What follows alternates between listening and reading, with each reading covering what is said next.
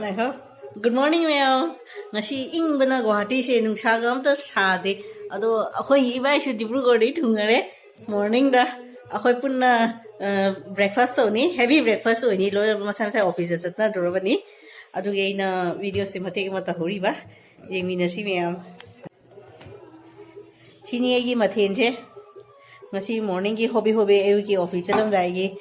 beat ने गा fry ने तिरावे मोरक ने बीन गाजर मटर आलू मचा भाजी हवाई में थोंगे अदुनी अयु गतानी ना सीने खो इबाई दो तारे चारो जी ठेंग अनि तदी ऑफिस अयु गतागी से कोई एकदम हेवी नहीं होती लाइट ब्रेकफास्ट ने जाते दुगे शुम मसाई फ्राई थबक लोई चतना खिदरो बनी फरे फरे थमगे मयाम शिमला देखिए वो है मैंने हेलो ये वीडियो तो है हेलो मियाम तो कोई इवेंट से मुझे थोक तो रहे ऑफिस के अदो किन्होंने है बा मैं किन्हों मां सिंहा सिक्योरिटी सर्विसेज की प्रोप्राइटर नी डिब्रूगढ़ डले तो क्लास 10 क्लास 12 पास स्टूडेंट जो changningadi हरी मी के ने थबक channing बा और गदी जाने आई डिस्क्रिप्शन द मोबाइल नंबर सु हापम के गुवाहाटी मिशु जाए डिब्रूगढ़ तिनसुकिया दुलेजान नगांव मतलब डिस्ट्रिक्ट मंगानी ना तो इबागे मी दी जहाँ जाए चंग जाए डिस्ट्रिक्ट मंगा चाबा थकबा लेबा लॉय फ्री दे तो बनी अरे थबक चनिंग बा मने केनो सिक्योरिटी की सर्विस थबक चनिंग बा लेरगा सु अखो इबागा कांटेक्ट औरगा जानी अदुगी ना सी वीडियो से सी मिनी होय मीटिंग में जा मयाम होय होजाय लका दिसु ले डिब्रूगढ़ डिगबॉय दुलियाजान तिनसुकिया साइड की सुमी चंगी आई डिस्क्रिप्शन चंगिंग को ले रही थबक थी बका ले रमती चंग बजानी द डायरेक्ट कांटेक्ट तो भी बजानी आई मोबाइल नंबर पी भी दमगे हमारे डिस्क्रिप्शन द हापमगे दुगे इन सी ब्लॉग से सी मनी हुई चले नहीं जामना बिजी नहीं मॉर्निंग द लाए हुजी मो नुनहिन चखरा नहीं थबक लोरगा गुवाहाटी सिटी मयाम मी पुनमकी ऑल असम की केनो तारे कैपिटल केनो नी ना मयाम मी लाई अदुने डिस्ट्रिक्ट मयाम की सुमी लाकनी ना इबाई सु बहुत सफर है चलनी हाँ एक दो मनुष्य थक गए हाँ ऑफिस से पुंग तरा दे शुम थोक को जाए भाई ये वाली मी तो कोई मुझे कोई भाई से तो ए चीन नहीं है बस सिस्टम से मुझे काय जस्ट ना तो मजा अम्बाई ये लोग आई कि मारवाड़ी बच्चा नो ले मांगन द फी का दो सैंपल का दो मांगन लाओ यूनिफॉर्म में दिन दो और इसी तो phải phải thôi đấy cô phải gì đây nó mang cái gì đây cô phải quay bài chứ chị nữa khơi chơi đôi phi đôi ní Đibrugढ़ dài hơn đôi ấy nó tả là có केनो the grinder तक न लेहं हन the dry तोरगा का अतुनी से Sujit's home production एना ओमिक खुजल लवरी ₹50 per 150 gram da ₹50 ओइदोबा turmeric Sujit's home production turmeric गाय हं ₹50 150 gram da सीनी से की जाय हं से एना फजना बेकिंग तोरियो मैं आप पाम असुएगी ये हंसे लेवी राव ₹50 per केनो दा 150 gram दा अदुदी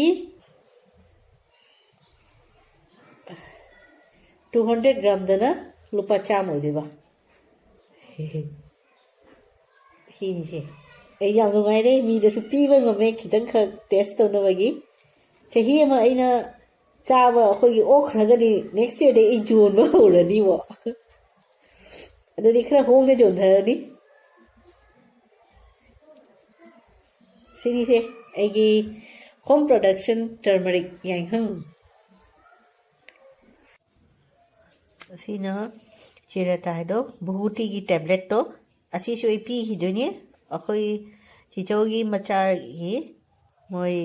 लोग रूम तौरदी जहाँ मसा नुंगाइतबा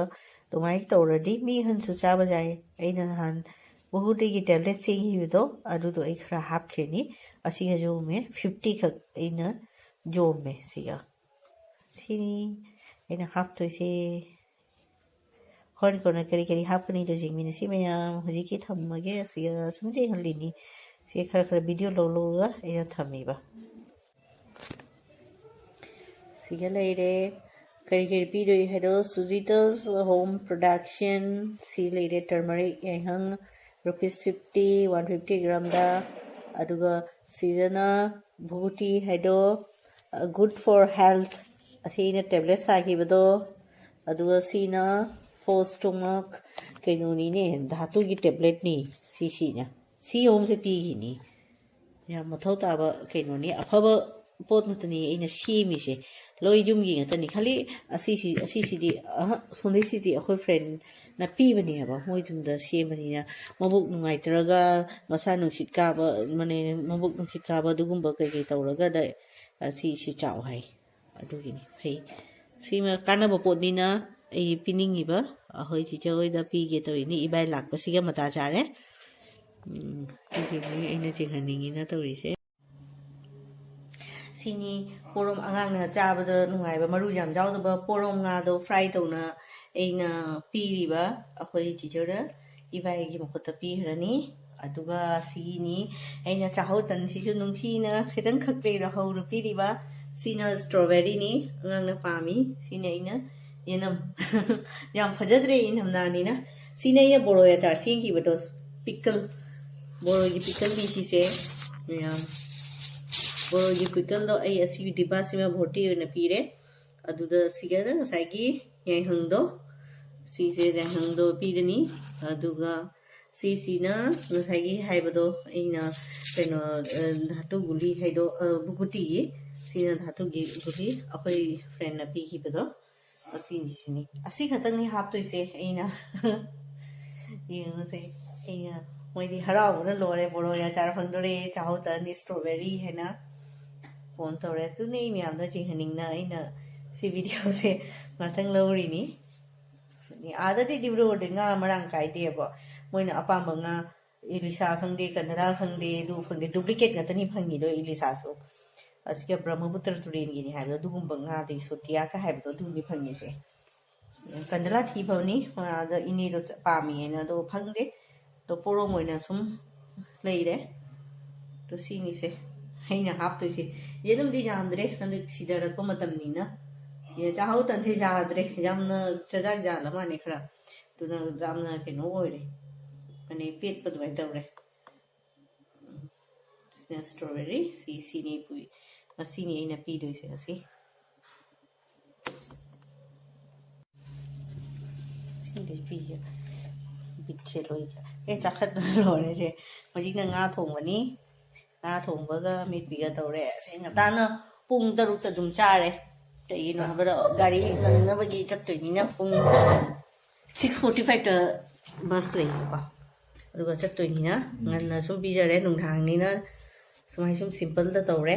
nga thong ma mai ti ma bi ta ma tawre so ni horen chap to ji hojik se pung taruk makhai ta do re ta ri almost ta baga chama na re hoi bai su tho oni ta re sum चलनी हजी नसाय 6:30 ममांग दे जोबनी को 6:30 माने 10 दनी असी जो 6:30 the लाए the हजी मो 6:30 द चले 12 hours की मेहमान नी गेस्ट ने कोई जुमदा चलनी हजी